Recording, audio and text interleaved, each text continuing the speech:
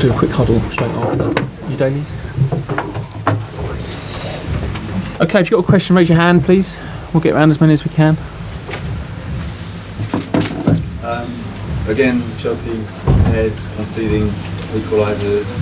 What's going on in defence, and how do you think? It's not defence. It's not defence. It's conceding as a team. So the lack of concentration on mistakes for the goals are moments, but you defend as a team as much as you attack as a team. So we concede because we switch off. And in a game which should be comfortably seen out at 2-0 up, and that's not to disrespect Sheffield United, at 2-0 is not the end of the story. And I was clear with the players at half time that this can either be 3-0, okay, then this could be nice, or potential 2-2 on our hands. So the disappointing fact is probably the first goal as much as anything, because that allowed it, but we only have ourselves to look at as a group, not individually. Frank, the substitution, the double late substitution at the time, it looked bold, it looked, Billy Gilmour coming on, the fans were loving it.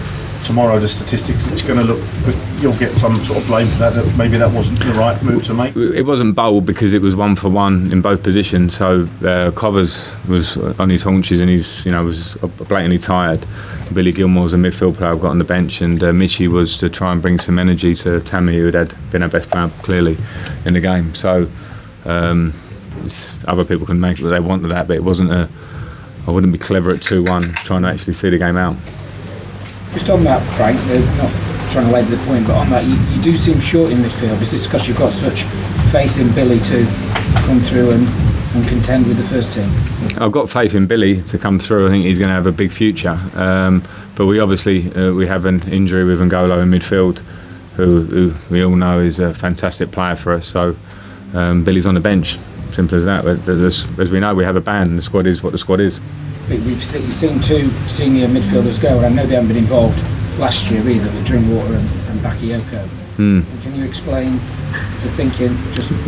Danny Drinkwater had been here for 2 years and hadn't played many games, and was eager to go for his own benefit, which I thought was good for us. And Bakayoko similarly was here for 1 season and been on loan, and gone again to go on loan and try and bring himself back to where he wants to be. So that's it. And at the same time, it sort of plays into a lot of what you're trying to do, because your young lads are standing up, and as Tammy proved again today.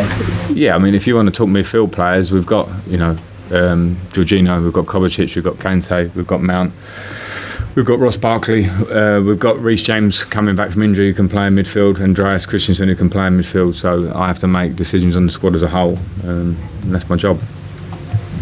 Frank, it's depressing to bring it up again, but once again, the black player who's made a mistake on social media, there's a load of racist commenting. What's your reaction to that? What do you think needs to be done? It's just ridiculous to see it once again.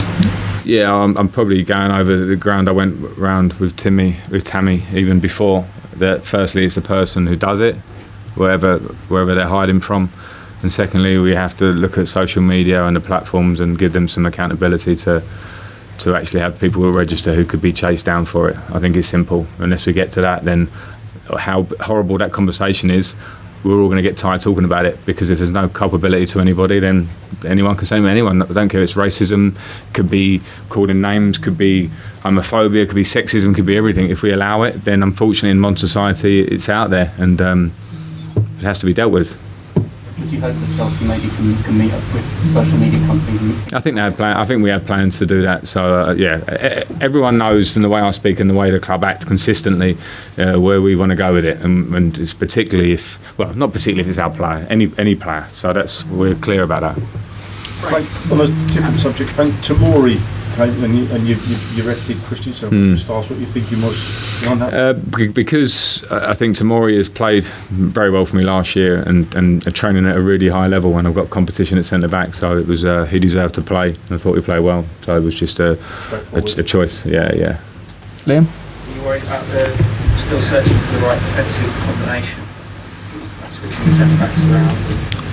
No, I wouldn't say I'm worried about it. It's I'm trying to work all over the team to get the right combination. Rudiger now is fit after the international break, so it gives me another choice. I said it before. You can isolate goals and talk about centre backs or whoever. It's not. It's team. When we score goals, it's because sometimes of a centre back moving the ball quickly on the opposite side of that. So I'm not relating the centre back issue. I'm confident and trust completely the 4 centre backs that I have. We're just in a moment now where we obviously need to stop conceding so many goals. Frank, Last one, Andy. Your starting 11 was the youngest of any Chelsea starting 11 since the Premier League began. Do you think that is any sort of contributory factor to, you talk about the lapses in concentration, that sort of thing? Is the team maybe a bit raw, a little bit naive in that respect? No, I don't put that together, and I couldn't care less that we've got the youngest team in Premier League history. It was a real plus last week that it was the youngest in 24 or 5 years, and the fact that it's young today, I don't think it relates. I don't think it relates at all. Okay, right, we're going to stop there. We're going to do Mondays just on the side here, and then we're done. Cheers. Thank you.